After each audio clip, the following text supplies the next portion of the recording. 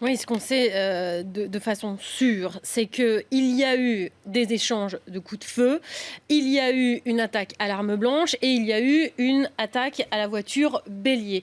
Euh, Plusieurs témoins ont fait état, en effet, d'un homme qui a attaqué, qui a essayé de pénétrer à l'intérieur du Parlement britannique avec un couteau. Il aurait blessé l'un des policiers qui se trouvait en faction, donc devant le Parlement, avant d'être abattu par la police. Voilà pour les abords les plus proches, si je puis dire, du Parlement britannique. Ensuite, il y a tout ce qui s'est passé sur le pont de Westminster, donc juste à côté du Parlement, hein, donc le long de Big Ben.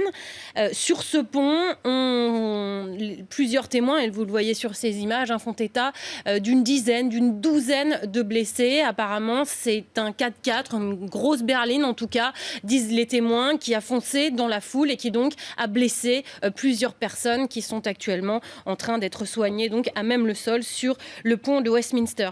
Un journaliste de presse écrite a lui témoigné en disant qu'il avait entendu plusieurs tirs, puis de grosses détonations et ensuite une autre série de tirs.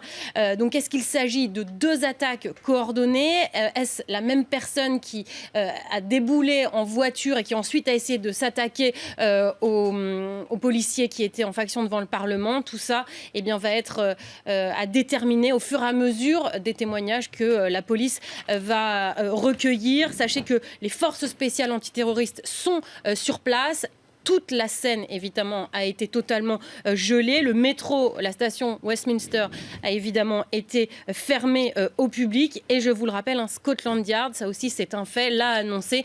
Elle, je cite, traite cet incident comme un incident terroriste jusqu'à preuve du contraire.